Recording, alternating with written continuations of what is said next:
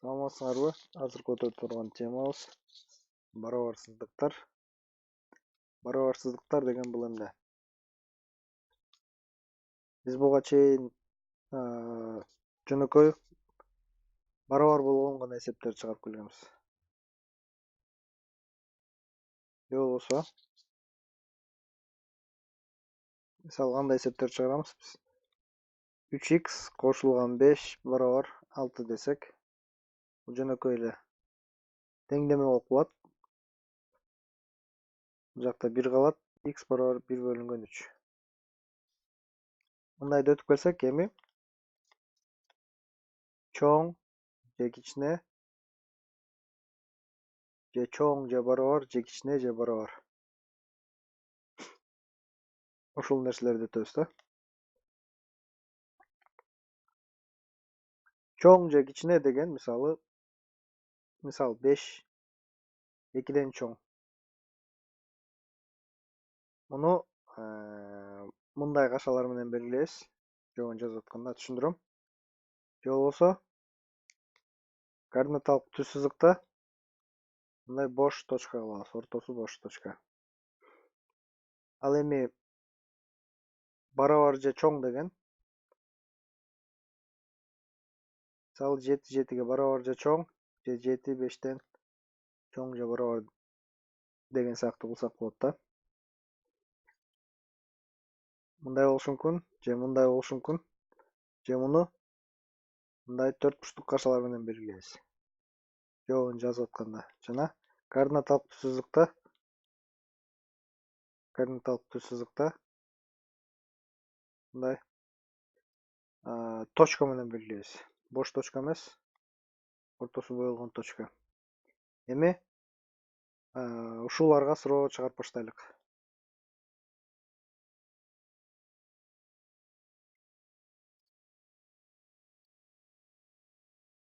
Так. Биринчисин чыгаралык. Минус t кошулган 1 чоң 6дан. Муну кандай чыгарабыз? Муну как жөнөкөй эле теңдеме катары чыгарып беребиз. Минус t бул жака өтөт. 5 барабарсыздыктын барабарсыздык эч кандай өзгөргөн жок, өзүн жазып атабыз. Эми минус t 5тен чоң. T 5 эки жагын тең минуска көбөйтсөк, t'ны плюс кылыш үчүн. Мындай минуска көбөйтсөк, бул жер минуска минусту көбөйтсөк плюсту болуп кетет дагы. 5ке минусту көбөйтсөк минус 5. Эми барабарсыздыктарда минуска көбөйтсөк, барабарсыздык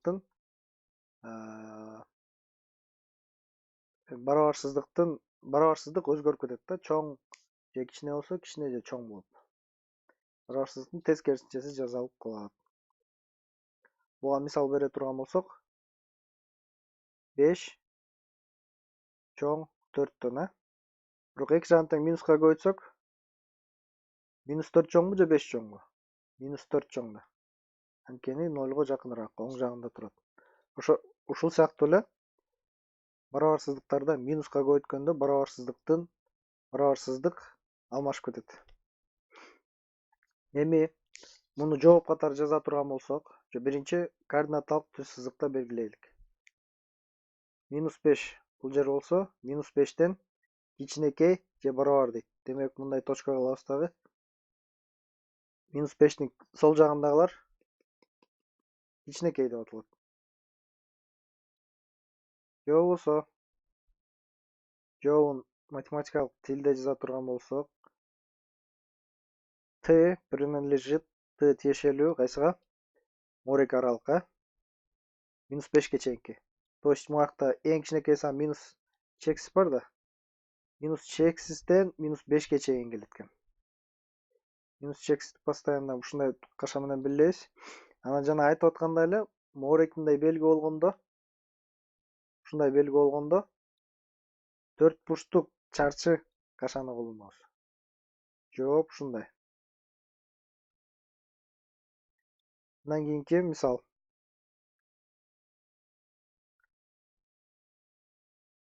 Бул жактан биринчисini чыгаралык.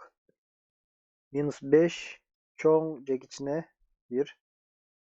-5 чоң же кичине 1 -6 y дейби.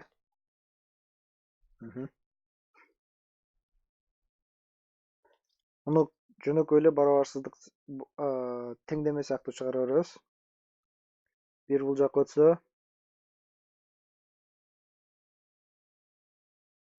-6 y. Эми муну -6-ны бөлөбүз -6-га. Эки жагын тең -6-га бөлөлүк. Стоп. Эки жагын тең минуска бөлүп атканда дагы, көбөйтүп атканда дагы барабарсыздык алмашып кетет. -6 чоң болчу, эми сол жак чоң болчу, эми оң жак чоң болуп калат. Ушинтип белгиси өзгөрүп кетет да. Минус менен минуска бөлсөк, -6 бөлсөк +1. -6 кыскарса, бул жерде y эле калат. Демек бул жерде y кичинекей, y бирден чоң дейт. Координаталык түз сызыкта 1 болсо, бирден чоң болуп эсептелет экен. Муну кантип атайбыз? Кантип белгилейбиз? X кайсыл отрезакка тиешелүү болот? Мындай бирден баштап плюс x'ке чейин. Бул барабарсыздыктын биринчи түрү, сызыктуу барабарсыздыктар. Эми барабарсыздыктын экинчи түрүн карайбыз. Барабарсыздыктын экинчи түрү бул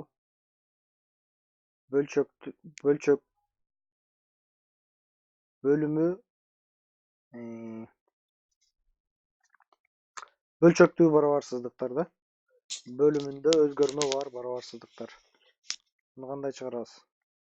Мисалы 7-чини чыгарсак, -7 -8 -2 W -4төн кичинекей дейт. Муну кантип чыгарабыз? Муну как бул жерде эми өзүбүз билген сызыктуу теңдеме сыяктуу болуп, андан кичине башкачараак чыгат да. Окшоштор топтоп алалык. Бардыгын бир жакка топтойбуз. -7ден бияка 4 болуп өтөт. -8 бөлүнгөн 2 W 0дон кичинекей. Экөөнү кошсок бул жер -3. -8 бөлүнгөн 2 W.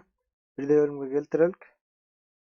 Бирдей бөлүмгө келтире турган болсок, бул жерин 2 W'га көчүрүш керекпиз да. Неге? Анткени экөө окшошчу. Муну 1ге көчөбүз.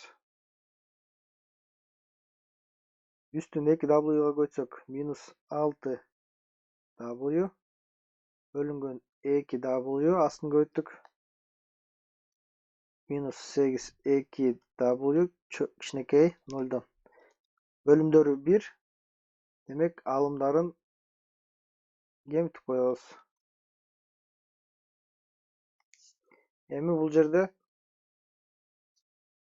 биз жөнөкөй теңдеме болгондо эмне алмакпыз? Муну бул жакка өткөрүп, көбөйтүүдө өткөрмөкпүз.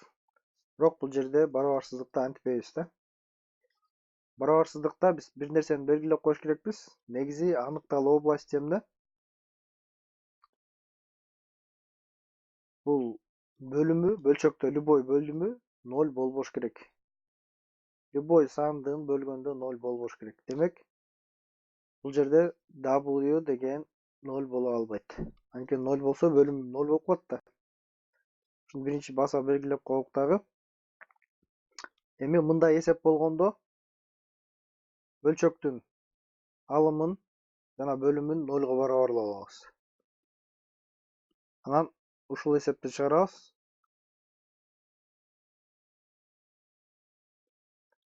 -8 бөлүнгөн 6 же болбосо бул -4 бөлүнгөн 2 кыскартсак 3. 2 W барабар 0 болсо, W барабар 0. Эми бул жерде 2 жооп чыкты.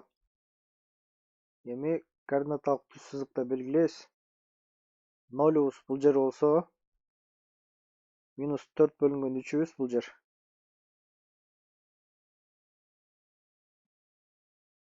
Ушинтип белгилейбиз дагы.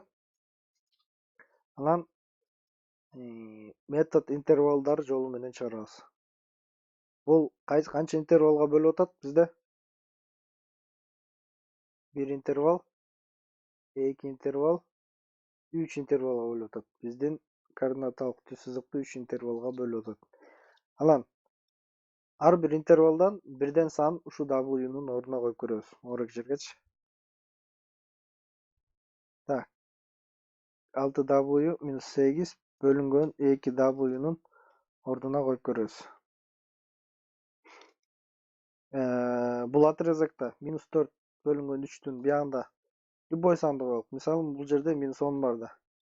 Минус 10ду W'нун ордуна коелук. Минус 6 көбөйтүлгөн минус 10. Минус 8. Бөлүнгөн минус 2 жок. 2 көбөйтүлгөн минус 10. Бул жерден үстө плюс 60, плюс 60тан 8 кемитсек, 60тан 8 кемитсек, иш кылса плюс сан чыгат.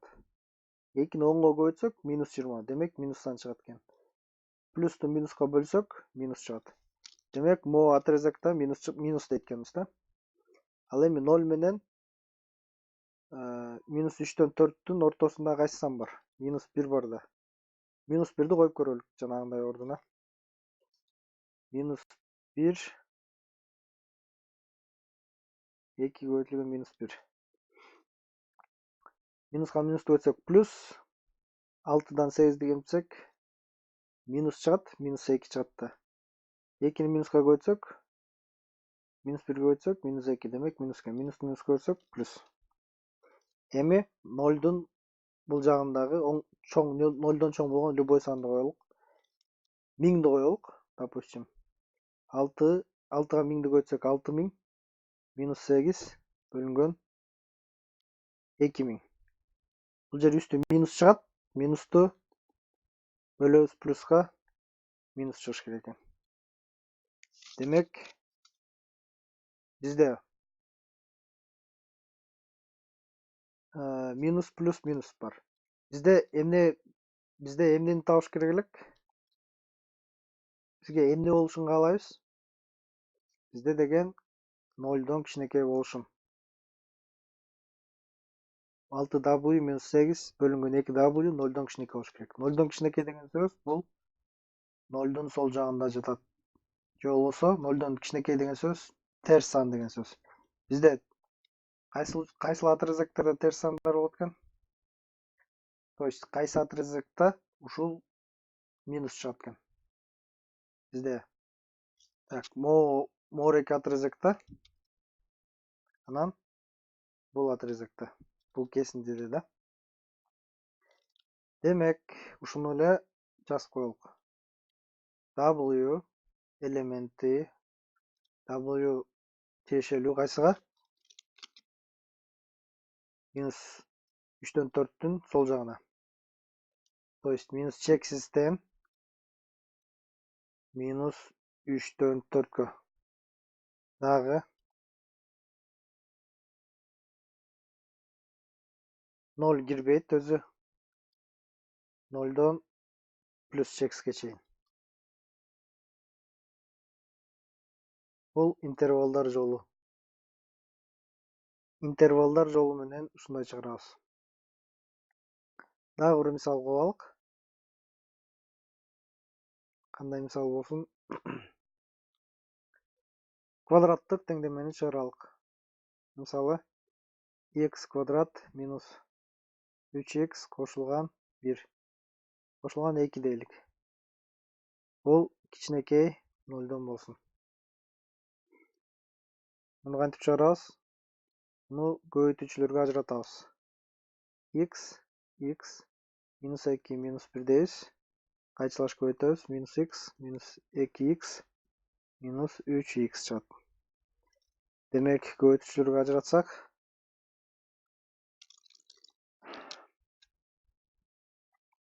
x minus 1 x minus 2 чыгат экен. То есть моуреки теңдеменин тамыры эмне экен? X барабар 1 экен, x барабар 2 экен. Биз муну квадраттык теңдеме катары чыгарып алып, тамырларын чыгарсак деле болот да. X квадрат минус 3x плюс 2 барабар 0 деп туруп, тамырын таап алсак деле болот. Мунун тамырын тапсак, дискриминант жол менен тапсак деле x барабар 1, x барабар 2 болот. Эми бизде параболаны чийгенде кандай чыябыз? Эгер x квадраттын жаны плюс болсо, демек өйдөн карайт. Ал эми x'ти кесип өткөн точкалары бул ошол теңдеменин тамыры болуп эсептелет. Демек өйдөн карайткан дагы x'ти 1 менен 2 кесип өтөт экен. 0дон кичинекей деген жагы биздики кайсыл керек? Жашыл жер керек. Неге? Y, допустим, y мындай да. Допустим, да. Y деген 0дон кичинекей, 0дон чоң деген жагы кайсыл? Бул жагы деген. 0дон кичинекей жагы бул жагы. Демек, y 0дон кичинекей жагы x'тин ылдый жагында жатат деген сөз. Демек, бул жерден биз нени билебиз? 0дон кичинекей болуш үчүн 1 менен минус 1дин ортосунда болуш керек экен. X элементи бизде мондай барабарсыздык болгон үчүн мындай төртбурчтук колдонобуз. Төртбурчтук кашаны колдонобуз 1 менен 2нин ортосунда. Бул биринчи жол. Не жол менен болду? Параболаны чийип туруп, ошо менен график жол менен болду. Экинчиси болсо интервалдар методу.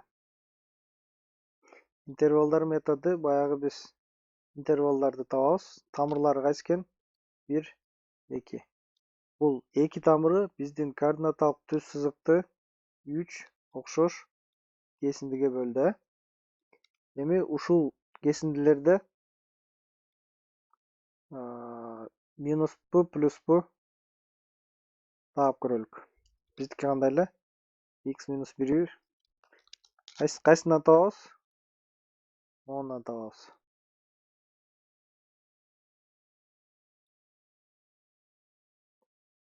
Эми 1ден кичинекей любой санды коюп көрөлүк.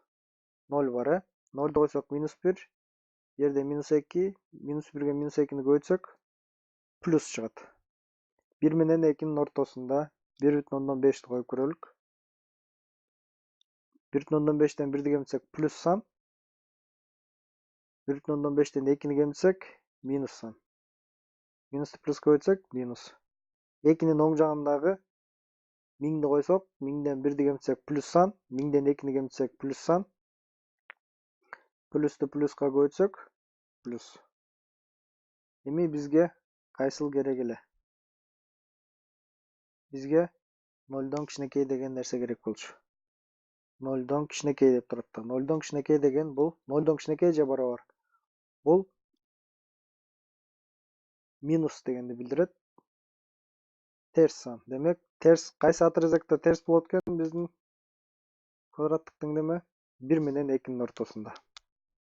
X элемент дейбиз. Бизде барабарсыздык, мындай барабарсыздык болгондуктан биз 1 менен 2нин ортосунда деп коебуз. Кайра эле график түрү менен параболанын графигин чийген менен интервалдар методу менен чыгарган экөөнүн жолу бирдей чыкты. Интервалдар методу менен чыгарсаңар болот. Мындай деле чыгарсаңар болот. Бирок интервалдар методу бул универсальный метод. Ошондуктан интервалдар методу менен көбүрөөк чыгарганга аракет кылгыла. Дагы бир суроону чыгарып коелук дагы. Ошону менен калганын ушул YouTube'ду жүктөйм. Ошол YouTube видеонун астында болмокчу. Ушул суроолор болот.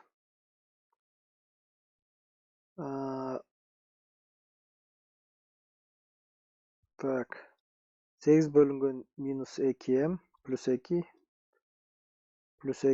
кішінекей 7-ден дейді. 8 бөлінген минус. Так. Минус 8 бөлінген 2m. Шындай ала? Ушқандай сан 0 кеттім. Минус 7-ден кішінекей екенді.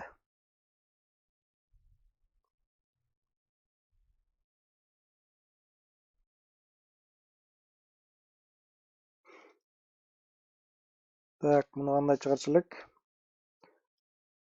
Бардығын бір жаққа топтап аламыз. Бұл жерде бөлімінде, бөлчөктө бөлімінде не болуп атат? Өзгөрмө тамга болуп атат.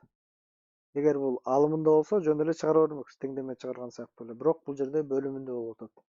Эгер, допустим, бул жерде 8m бөлүнгөн 2 плюс 2 кичинекей минус 7 дей турган болсок, муну как теңдеме сыяктуу чыгарып эле.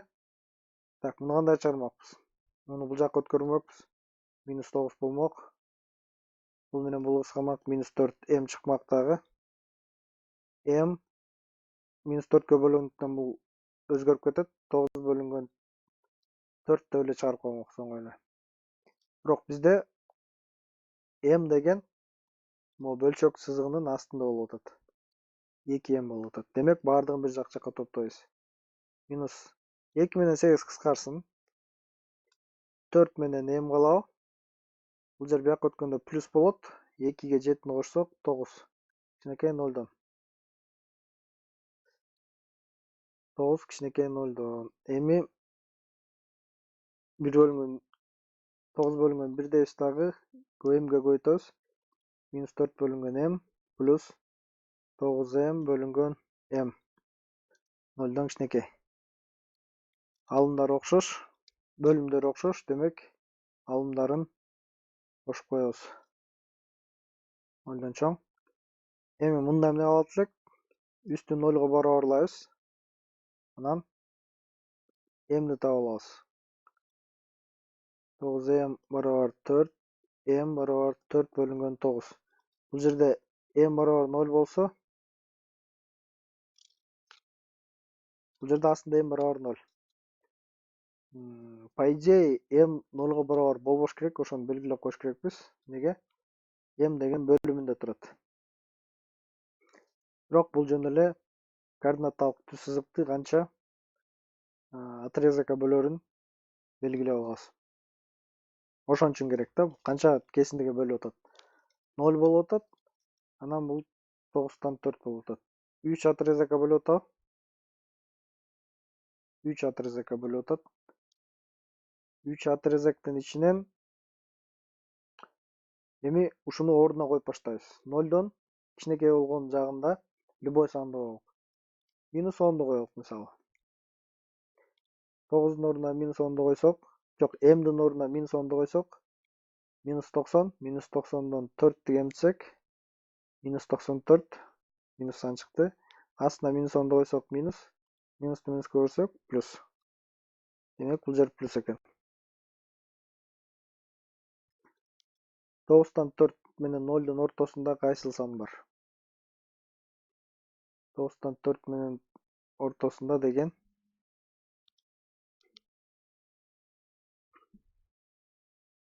9тан 3 бар да. 9тан 3'tү койсок, m'дин ордуна 9тан 3'тү койсок, 9 менен 9 кыскарып кетет. 3 калат. 4 минус 3. Жок, минус 4 плюс 3. Минус чыгат экен. Астына болсо 9тан 3 деген плюс сан. Минусту плюска бөлсөк, минус. Демек, бул жер минус чыгат экен. Ал эми 9тан 4'түн оң жагында мисалы плюс 20 бар коюп көрөлүк. 9ту 20га койсок, 180ден 4'тү кемитсек плюс. Асты плюс болчу, плюсту плюска бөлсөк плюс чыгат. Эми бизге эмне керек эле? 0дон кичинекей болгону керек болчу. 0дон кичинекей болгон отрезак кайсыл? 0 менен 9тан 4'түн ортосунда. Демек, m элементи 0 менен 94. Жооп ушундай. Ушул эсеп